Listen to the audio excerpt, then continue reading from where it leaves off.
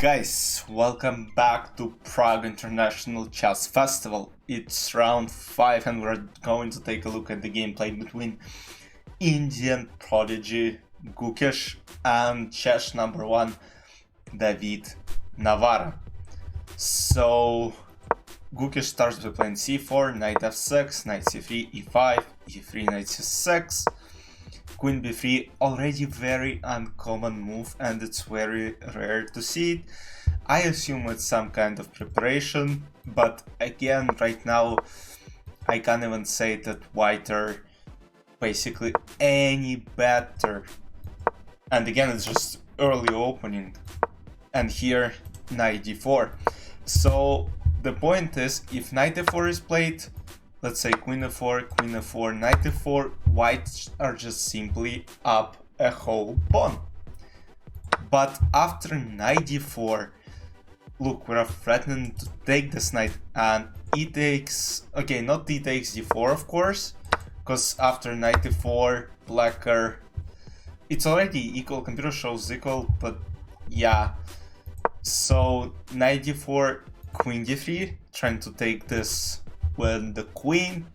And let's say what happens if knight b3, attacking this, and we're attacking this, but there is just simple knight f6, knight a1, and there is knight fd5. I mean, yeah, now computer gives advantage to white, because this knight, I assume it won't be back, because b4 will be played, bishop b2, and somehow knight on b3 won't survive. And here, bishop e4 is played, knight e4, queen f4 takes. So, I mean, white are up a pawn. Gukesh is up a pawn and he is with a bishop pair in the endgame. Computer gives only slight advantage, because again, white are not developed yet. So rook e8, bishop e2 is played, g6, d3, knight d6, d5, knight f5, knight is going to d4, king f1, bishop g7, and again, David has, of course he has some compensation, because, I mean, what is king doing on f1? This rook is not in the action yet, this rook on b1, like, the pieces are fully discoordinated here, and I have to do some work to basically try and win this. Rook e8, and again, David is starting pressing Gukesh.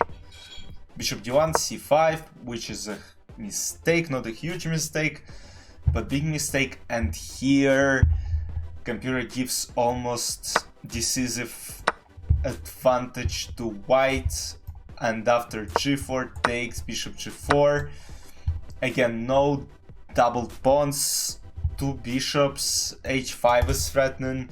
The position is tough at this point. Let's say king d8, bishop f5 takes, and there is passed pawn just moving forward.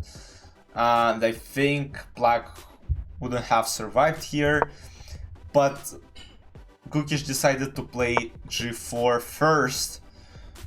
But the point is, now they have a bishop h6 in the position. They wouldn't have this move, because just bishop f5 with check and then bishop h6.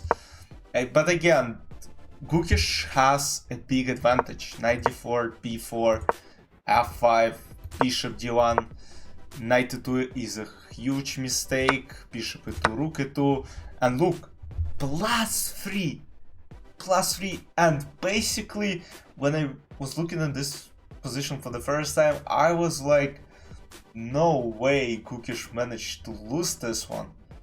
I mean, he is up a pawn, yes, definitely David has some activity, he's threatening maybe rook a2 this, but again, considering the fact that Gukesh is one of the strongest grandmasters in the world, and he's playing an endgame with extra pawn and can't even hold it to a draw but lose, that's insane. Yeah, I'm giving you a spoiler, he lost the game, but that's insane. King c7, and here where mistakes started happening, so he should have played bishop c3 here, so after rook g1, rook b8 won't come with the tempo, and he should have played bishop f5 for bishop f6, and bishop c3, which looks absolutely logical. Turns out that this is just a mistake. And I think what the difference was, let's say bishop f6, rook b1, king g2, and rook g1, king g1, and now there is no move like bishop e7 threatening this pawn. But after what happened in the game, so yeah, Gukesh tried bishop e1, bishop g7, bishop c3 threatening, king g2, king b7, bishop d2 takes, and now bishop b2 going after this a3 pawn, a4, bishop f6, and now going after h4. And now the point is, if white played bishop g5, they're basically lost, takes, king b6, and basically we're taking pawn on a4 and promote our a pawn, and black will win the game. So bishop e3, king b6, king g2, and again the position is equal, but look at the time, 36 seconds for Gukesh and 2 minutes and almost 30 seconds for David. But this is where time control ended. They got extra half an hour, bishop d4, king a5, and again, like, can you imagine the grandmaster of almost 27, 50, 100 level loses this position with white pieces? Just take on a7 and made an easy draw, c5, c6, it's just as easy as that. c5, d6, and again, king f3, and the position is lost. I mean, this is just drama, and he had enough time to think. I don't know, king f3, g5, he just missed it, because here he can play f4, and the point is, somehow white managed to survive, because again c5, trying to go to c6, bishop b6, king b6. I mean, it's not that easy to calculate, like g3, king f6, g2, d7, and it's a draw.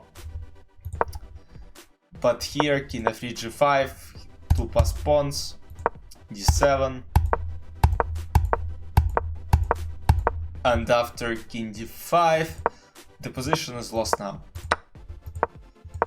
So black are up 2 pawns, and they are going to create another passed pawn on king side. That's what David did, and after king d5, Gukesh admitted his loss and resigned. I mean, that's very disappointing for him. He's 2.5 out of 5. Again, not the best tournament, and the candidates start just in 1 month. So I hope Gukesh can have a better end after their, like, how they call it, free day. They won't have games tomorrow. Alright. In other games, Prague defeated Vidit in Indian matchup. Vincent played a draw. Nadirbek won his game against Polish Grandmaster Mateusz Bartel. Richie Rapport with Parham Maksudlu, it's a draw. And as far as I understand, yeah, Nadirbek is the only leader in the tournament with 4 points, 3.5 for Ham, 3 points to Richie, David Navara, Gukesh and Prague tied at 4th with 2.5 points. So in round 6, Nadirbek versus Prague. I'm looking forward to see that game, and of course Vidit against Gamer. That's gonna be fun. But yeah, players will have some time to rest from chess. But I'll see you guys very soon. Bye bye.